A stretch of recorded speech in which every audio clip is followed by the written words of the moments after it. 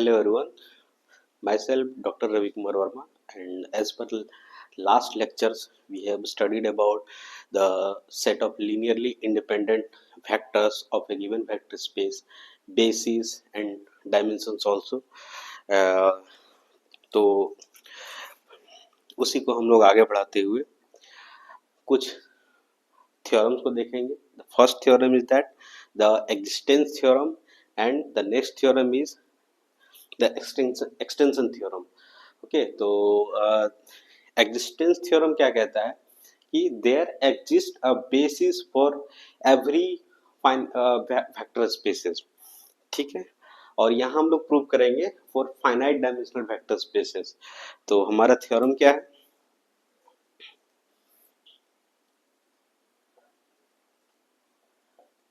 Theorem is that there exist a basis for every finite dimensional vector space. तो इसको prove करने के लिए बस एक छोटा सा आइडिया की जरूरत है. सबसे पहले अगर मान लिया जाए हमारे पास कोई एक वेक्टर स्पेस है. अगर वेक्टर स्पेस है तो क्या होगा कि उसमें एक उसका कोई सबसेट जरूर होगा जो उसी से वो वेक्टर स्पेस जनरेट हो जाएगा. मीन्स क्या, मान लेते हैं कुछ इस तरीके से इसको डायग्राम से देखें तो मान लिया जाए ये हमारा कोई वेक्टर स्पेस है V over some field F. ठीक है, तो इसमें एक ऐसा तो सेट एग्जिस्ट करेगा, सबसेट इसका एग्जिस्ट करेगा एस, जिसमें मान लेते हैं alpha 1 alpha 2 and so on alpha n होगा, जो क्या होगा इस वेक्टर स्पेस को स्पैन कर देगा. मीन्स या तो क्या होगा, अगर कोई भी सबसेट अगर हम यहाँ से पिक कर रहे हैं तो ये दो ही केस होगा, या फिर या तो ये लिनियरली इंडिपेंडेंट होगा. तो लिनियरली इंडिपेंडेंट होगा तो मतलब क्या होगा, कोई भी इसका एलिमेंट बाकी की लीनियर कॉम्बिनेशन में नहीं होगा, और नहीं तो क्या होगा लिनियरली डिपेंडेंट. तो अगर लिनियरली इंडिपेंडेंट हुआ तो अब देखो क्या होगा कि कोई भी इसके अलावा कोई भी दूसरा एलिमेंट अगर होगा तो क्या होगा, ये एस के लीनियर कॉम्बिनेशन में लिखेंगे. ठीक है, तो इस तरह से हम कह सकते हैं कि कोई भी एक वेक्टर स्पेस है तो उसके पास एक सबसेट जरूर होगा जो वेक्टर स्पेस को स्पैन करे, या फिर वेक्टर स्पेस उसी से जनरेट होता है. जनरेट होता है मीन्स मतलब यही हो रहा है कि इसका जो लीनियर स्पैन अगर फाइंड करेंगे तो वो क्या होगा, वेक्टर स्पेस बन जाएगा उसका. मीन्स दूसरे लैंग्वेज में कोई भी आर्बिट्ररी एलिमेंट इसके अलावा अगर हम पिक करेंगे वेक्टर स्पेस का तो क्या होगा, हम ये एस के लीनियर कॉम्बिनेशन में इसको हम लिख सकते हैं. यही स्टेटमेंट है. तो मान ले पहला काम क्या है कि हम लोग सपोज करेंगे late S be a subset of a given vector space such that linear span of S is equal to V. हम लोग ये सपोज कर लेते हैं, और साथ ही साथ ये सपोज करते हैं कि zero is not belonging to S. तो हमें बस ये प्रूव करना पड़ेगा कि the set S is linearly independent. अगर वैसा कोई फैक्टर हम फाइंड आउट कर लेते हैं तो क्या होगा, थ्योरम प्रूव हो जाएगा. यही आइडिया है. बस शुरू करते हैं हम लोग.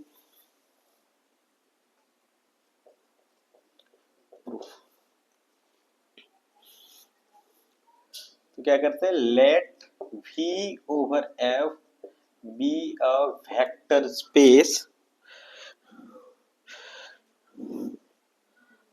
या फिर ऐसे लिख सकते हैं finitely generated vector space. Means finite element से जनरेट किया हुआ वेक्टर स्पेस है. तो ऑब्वियसली इसका डायमेंशन भी क्या होगा, फाइनाइट होगा. और फाइनाइट अगर इस वेक्टर स्पेस का डायमेंशन होगा तो number of elements in the basis of the given vector space क्या हो जाएगा, वो फाइनाइट हो जाएगा. और उसका डायमेंशन क्या हो जाएगा, फाइनाइट.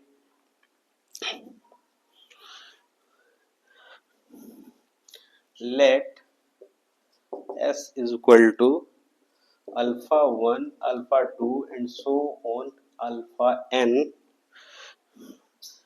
b, और वो जो फाइनाइट वो जो vector set of vectors S है उसका नाम हम कुछ ऐसा दे देते हैं, और मतलब क्या हो गया कि जो वेक्टर स्पेस है ये S से जनरेट हो रहा है, that is the linear span of S is equal to V over F, be the finite dimensional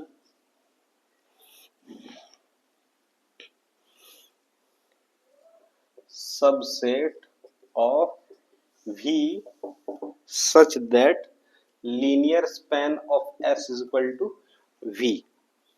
ठीक है, तो अब क्या है, अब देखो, अगर दो केस लेकर के चलते हैं। पहला केस, केस वन में हम लोग सपोज करते हैं कि क्या है कि S जो है हमारा क्या है, लीनियरली इंडिपेंडेंट सेट है। ठीक है, इफ S is Li, अगर S क्या है हमारा linearly independent subset of a given vector space है, तो इससे हमें क्या मिला, पहला तो क्या है S V को जनरेट कर रहा है, मींस देन पहला पॉइंट ये मिल रहा है linear span of S equal to V, और दूसरा चीज हमें क्या मिल रहा है, S is Li। अब दो चीज मिल गया, इसका मतलब क्या होता है, यही तो डेफिनेशन होता है बेसिस का। बेसिस का डायमेंशन क्या, डेफिनेशन क्या होता है, अगर मान लिया जाए बीटा कोई या एस यहाँ पे हमारा है, एस अगर ये किसी दिए हुए वेक्टर स्पेस का बेसिस है, तो क्या होगा, पहला कंडीशन ये है कि दिए हुए वेक्टर स्पेस को वो स्पैन करेगा, that is linear span of S should be equal to V, और दूसरा क्या कि एस को लीनियरली इंडिपेंडेंट होना चाहिए।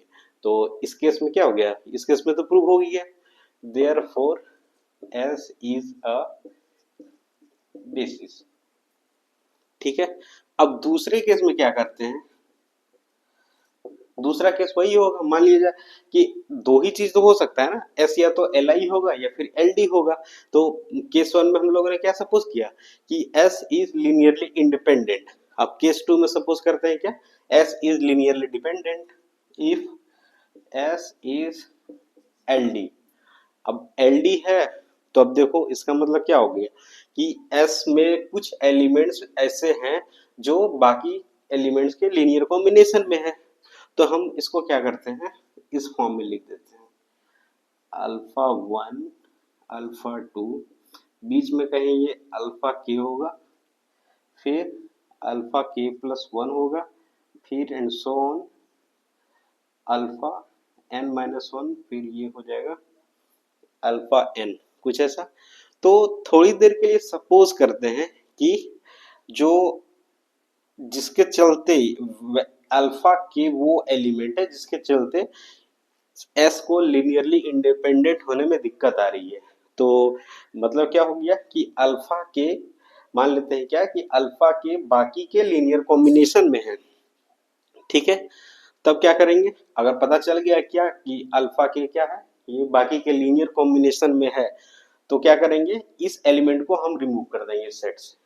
ठीक है, तो अब क्या हो गया कि S में से ये जो है, जो दिक्कत आ रही थी जिस एलिमेंट के चलते, हमने उसको रिमूव कर दिया।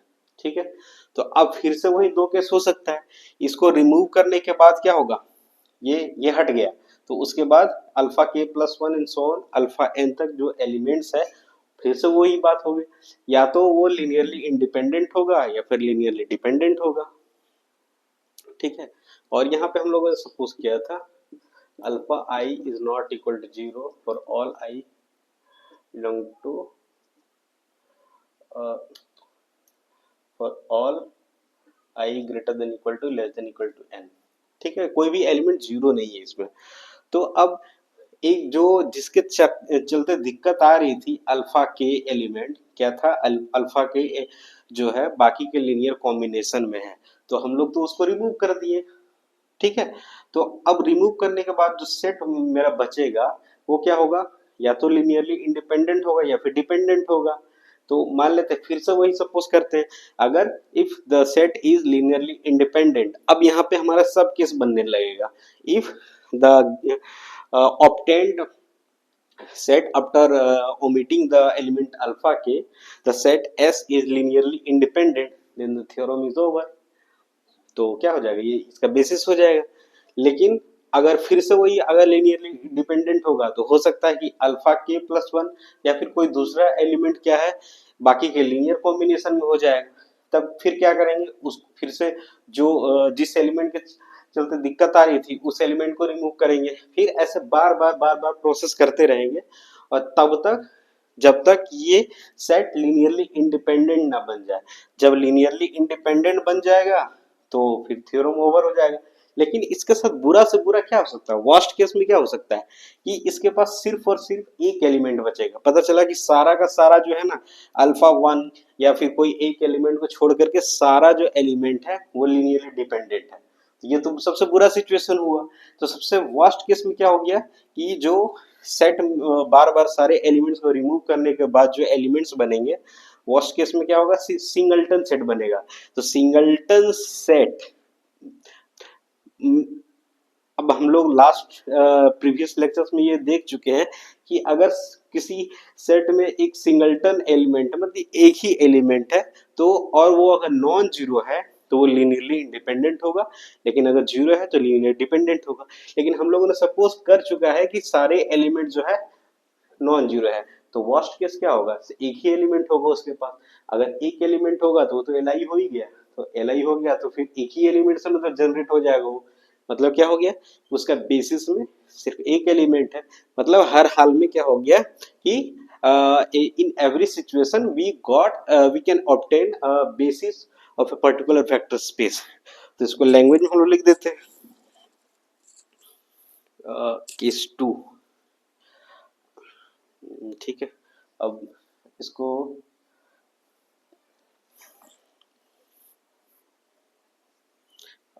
सब केस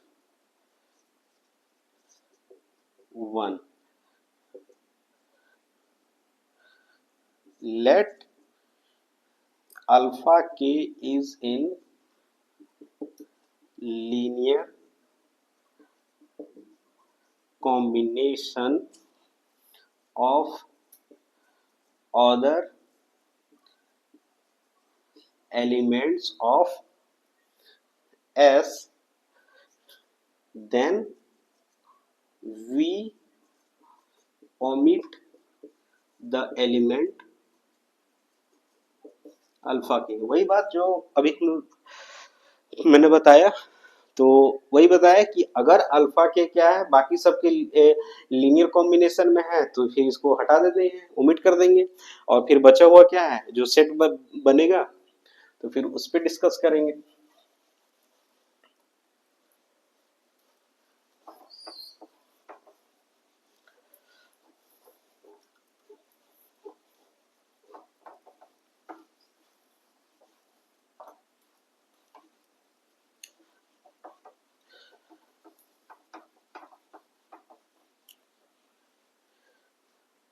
तो अब देखो, इफ the obtained सेट मान लेते हैं कि ये S1 है। S1 कैसा दिखेगा फिर, S1 equal to alpha one alpha two and so on alpha k minus one. Alpha k minus one के बाद अल्फा के तो हट गया, कैसा दिखेगा, alpha k plus one alpha k plus two and so on alpha n. ठीक है, is if this set is L I, तो फिर से वही बात, ये क्या हो गया, अब लीनियरली इंडिपेंडेंट है।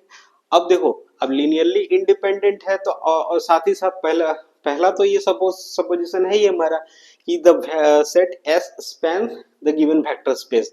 तो अगर मान लेते हैं कि एस वेक्टर स्पेस को स्पैन करेगा तो क्या एस वन स्पैन नहीं करेगा, करेगा ही, क्योंकि अल्फा के जो हम लोग ने रिमूव किया एलिमेंट वो क्या है बाकी इसी के ही लीनियर कॉम्बिनेशन में ही तो है। तो रिमूव करने के बाद भी क्या होगा, ये वेक्टर स्पेस को स्पैन करेगा ही, मींस इस वेक्टर स्पेस को जनरेट करेगा ही। इसीलिए इस केस में then S1 is a basis of V over F। ठीक है, now again if S1 is LD। तो फिर से वही बात, अगर दो केस लिए तो फिर से इसका इस पार्ट का केस 2 के लिए फिर से दो केस, सब केस नंबर 2 हो जाएगा ये। फिर अगर मान लेते हैं कि ये एक केस क्या हो गया, S1 क्या है, लीनियरली इंडिपेंडेंट है। दूसरा केस अगर ऐसा भी हो सकता है कि S1 is linearly dependent, then again we omit another element, another that element alpha k plus 1 मान लेते हैं, say which is in a linear combination of other elements of S1। ठीक है, तो अब उसके बाद क्या होगा,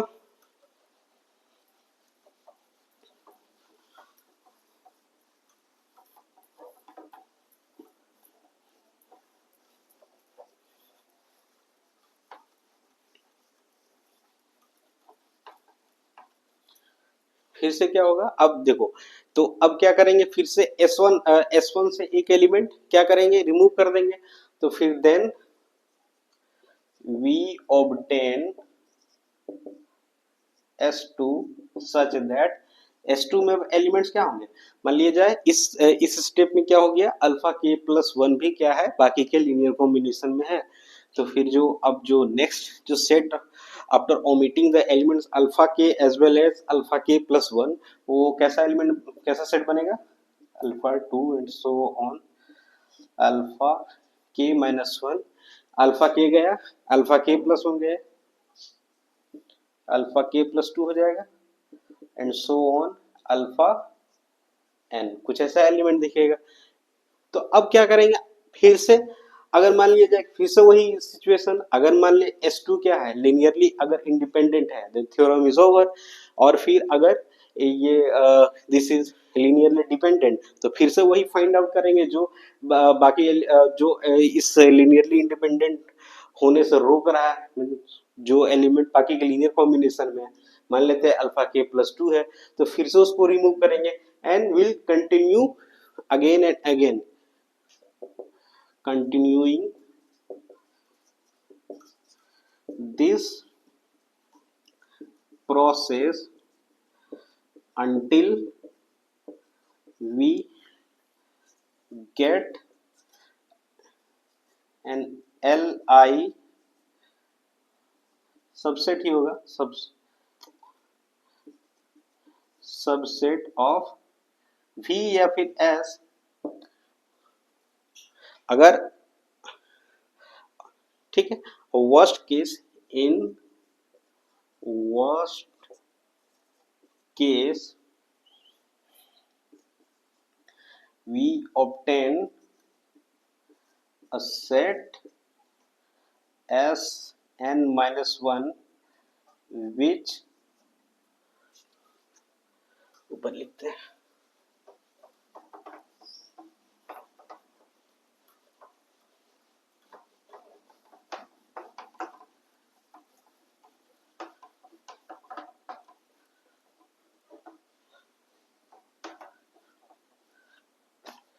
which contains only one element, that is Sn minus 1 is a singleton set।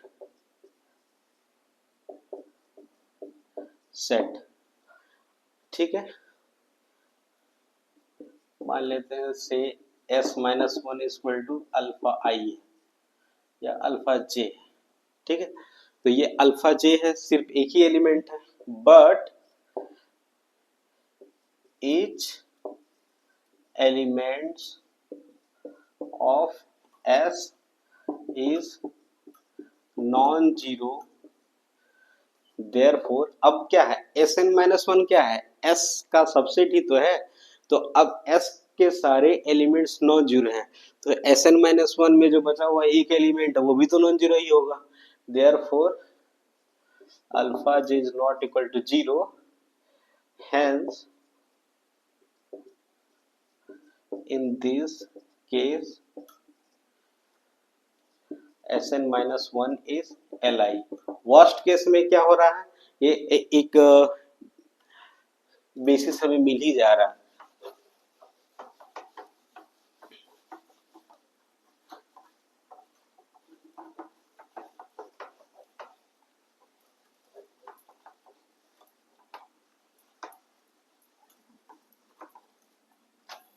Therefore Sn minus 1 is a basis, hence। तो अब देखो कि हमने सारे केसेस को चर्चा कर लिया और लास्ट में मतलब सबसे बुरा से बुरा सिचुएशन इसके साथ जो हुआ, क्या हुआ वो कि ये एक सिंगलटन सेट बन के रह गया। अब सिंगलटन सेट बन गया, उस केस में भी क्या हो रहा है, ये इसका बेसिस बन ही जा रहा है, ये खुद ही इसका बेसिस है। Therefore we can say that every vector space has a basis। ठीक है, थ्योरम हो गया प्रूफ।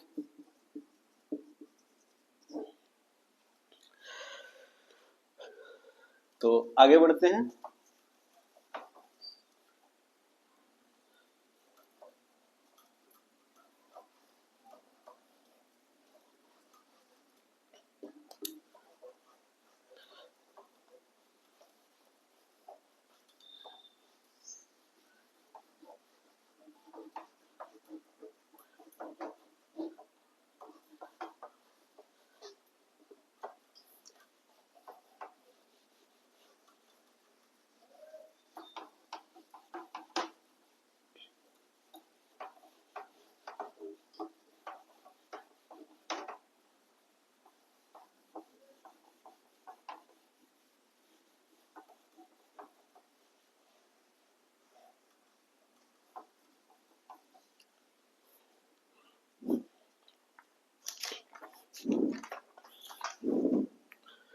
नेक्स्ट जो है एक्सटेंशन थ्योरम।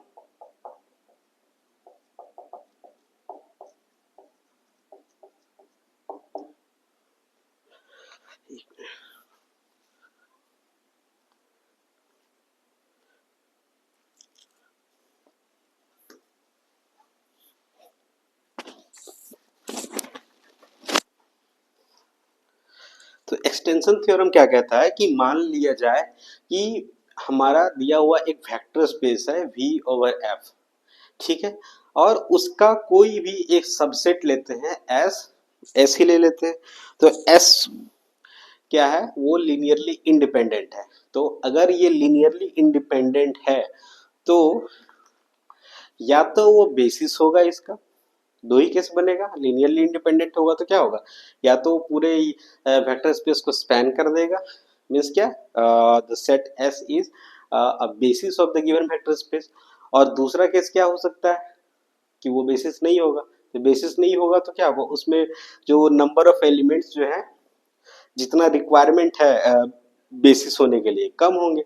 तो उस केस में क्या होगा कि कुछ और एडिशनल वेक्टर्स हम उसमें ऐड करके, कुछ एलिमेंट्स को और ऐड करके, जो कि लीनियरली इंडिपेंडेंट ही हो, तो ऐड कर करके क्या कर सकते हैं, हम उसको एक बेसिस में एक्सटेंड कर सकते हैं। मीन्स एस को क्या करें, इतना कोई एलिमेंट्स हम उसमें ऐड कर देंगे सफिशिएंटली कि वो जो ऐड करने के बाद जो नया सेट हमारा बनेगा वो क्या होगा, वी को स्पैन कर देगा।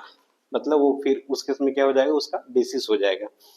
ठीक है, तो थ्योरम कहता है late V over F be an n-dimensional vector space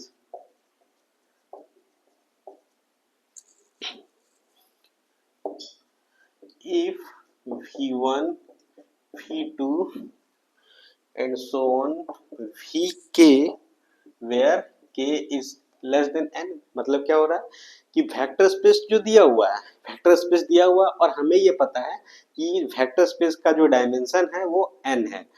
n है मतलब क्या होगा कि उसमें जो बेसिस होंगे वो उस बेसिस उसमें नंबर ऑफ एलिमेंट्स कितने होंगे, एग्जैक्टली n ही होंगे। ठीक है, तो अगर उससे कम नंबर ऑफ एलिमेंट्स अगर हुए तो क्या होगा, वो बेसिस नहीं होगा। k is less than n r l i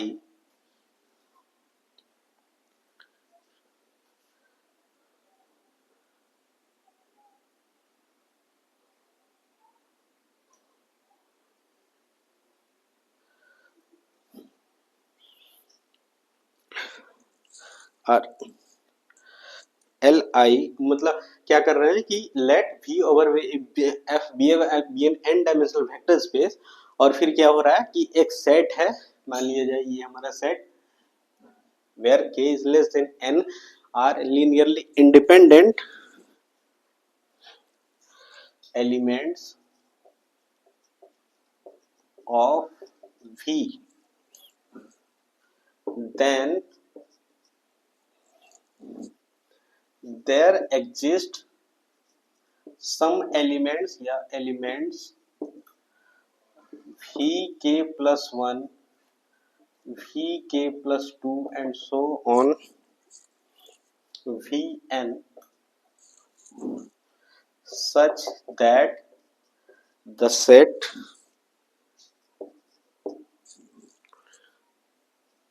v1 v2 and so on vn, यहाँ बीच में k भी होगा,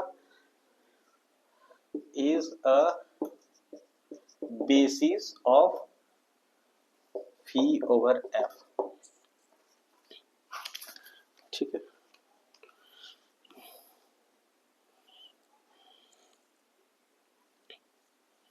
तो अब देखो इसको प्रूफ क्या करते हैं। लेट एस हमारा जो है इसमें एलिमेंट्स है v1 v2 and so on v के, ये क्या है, किसका सबसेट है, v ओवर f का ही तो सबसेट है, b l i subset of v over f, then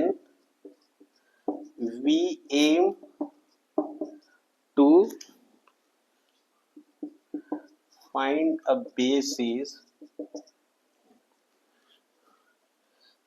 beta of v such that s is a subset of beta।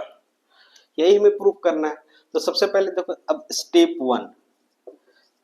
One में क्या है कि अगर मान लेते हैं क्या कि अगर इस वेक्टर स्पेस को जो एस जो हमने सेट सपोज किया इस वेक्टर स्पेस को स्पैन कर देता है, तो इफ, या फिर केस वन भी कर सकते हैं, if L S is equal to V, तो इस केस में क्या हो गया, then we have nothing to proof.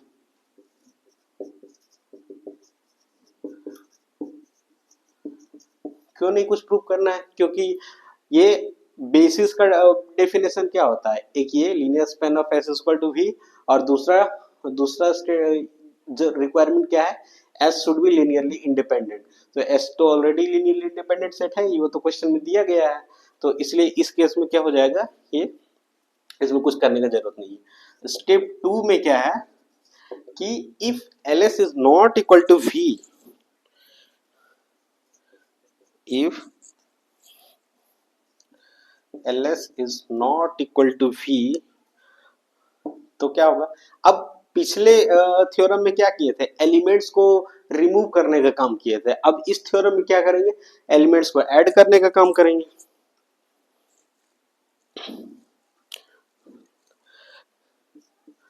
then there exists vk plus 1 belonging to v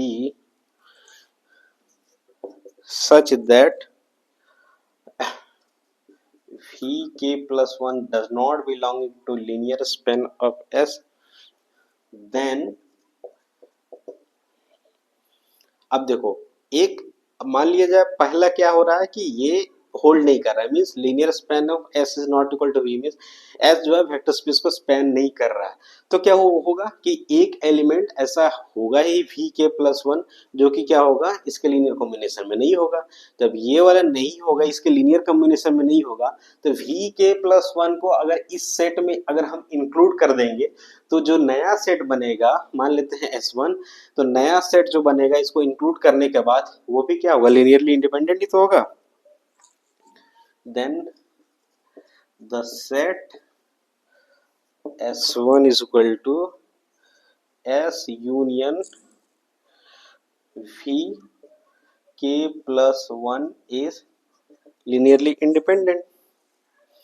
तो अब फिर से वही बात हो गया, क्या हो गया, पहला केस क्या था, S क्या है लीनियरली इंडिपेंडेंट, उसमें दो केस हुआ था क्या, केस वन में या स्टेप वन में क्या हो गया, अगर अगर S जो है V को स्पैन करता है तो क्या हो गया, देन नथिंग टू प्रूव। अब फिर से अब वही एक दूसरा सेट हम लोग बनाए S1, जिसमें क्या किए, एक और लीनियरली इंडिपेंडेंट वेक्टर को हम सेट में इंक्लूड कर दिए, तो ये जो है S1 एक नया सेट बन गया। तो अगर ये जो नया सेट है ये क्या हो गया, लीनियरली इंडिपेंडेंट ही होगा, क्योंकि v प्लस वन जो है s के लीनियर कॉम्बिनेशन में नहीं है, तो इसलिए क्या हो गया, ये भी लीनियरली इंडिपेंडेंट। तो अगर ये लीनियरली इंडिपेंडेंट सेट है तो फिर से दो case, either this spans the given vector space, means क्या, ls is equal to v और ls is not equal to v। अगर ls equal to v हो गया then nothing to prove, और फिर ls is not equal to v then we have to do something for this। तो उसके लिए क्या करेंगे, तो उस केस के लिए फिर से क्या करेंगे, फिर से v के प्लस टू एक और एलिमेंट इंक्लूड करेंगे, continuing this process again and again until we get a basis of the given vector space, means क्या, until we get ls is equal to v।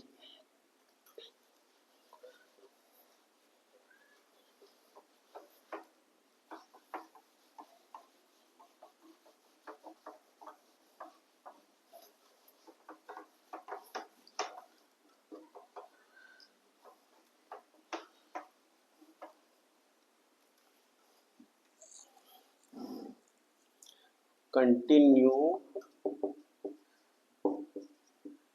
this process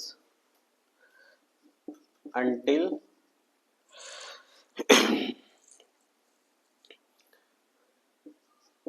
we get a set, मान लेते हैं S n, such that linear span of S is equal to we.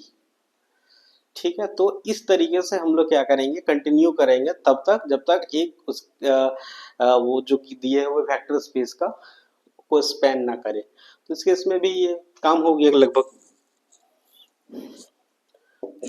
therefore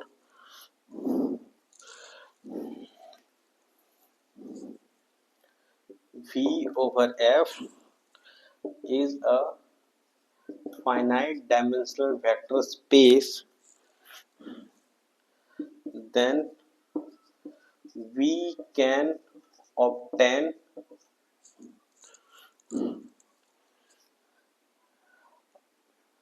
a subset of v over f such that ls, इसका नाम n दिए थे ना, v, तो ये भी थ्योरम प्रूव हो गया।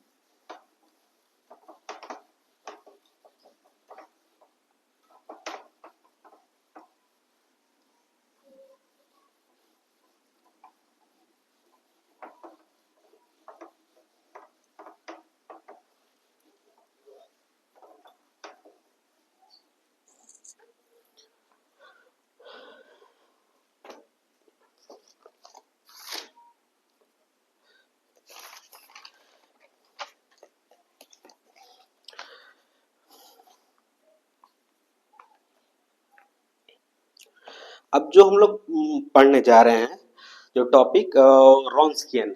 एक्चुअली हम लोगों ने देखा था कि कोई अगर सेट दिया हुआ है किसी कोई सबसेट दिया हुआ किसी दिए हुए वेक्टर स्पेस का, मान लेते हैं एस है जिसमें elements alpha 1 alpha 2 and so on alpha n है। तो हम लोगों ने कैसे लास्ट क्लासेस में डिस्कस किया था कि उसको चेक करना है कि वो लीनियरली डिपेंडेंट है या फिर लीनियरली इंडिपेंडेंट। तो उसके लिए क्या एक सिस्टम ऑफ साइमल्टेनियस इक्वेशंस बना था मैट्रिक्स फॉर्म में। उसके बाद फिर उस मैट्रिक्स का क्या किए थे, डिटर्मिनेंट अगर फाइंड आउट कर लिए तो क्या हो गया, अगर वो दो ही केस होगा, या तो नॉन जीरो होगा या फिर जीरो होगा। तो अगर जीरो हो गया तो क्या कहते हैं कि the set is linearly dependent, और फिर नॉन जीरो हुआ तो क्या कहते हैं, the set is linearly independent. तो एक और मेथड है किसी दिए हुए सेट का को चेक करने के लिए कि other that set is linearly independent और लीनियरली डिपेंडेंट। तो आज हम लोग उसका डेफिनेशन को देखेंगे और फिर उस प्रॉब्लम्स को नेक्स्ट वीडियो में देखेंगे। रॉन्स्कियन,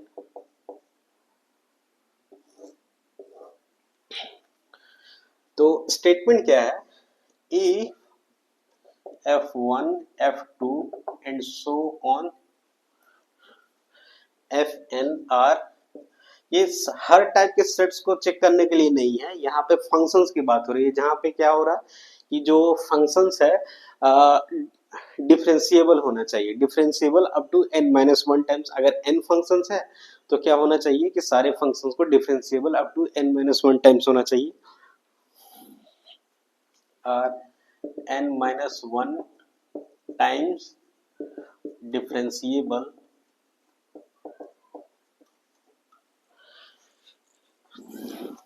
on a subset A is contained in set of real numbers, then Wronskian of the set F1, F2 and so on Fn is denoted by W F1, F2 and so on Fn, and is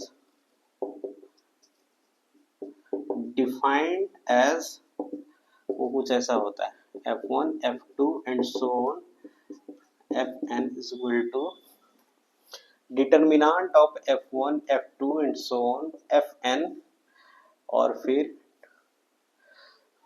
second row में हो जाएगा F1 prime F2 prime and so on Fn prime and so on F1 n-1 times differentiation n-1 time differentiation with respect to the given variable, और फिर वैसे ही F2 n-1 and so on Fn n-1।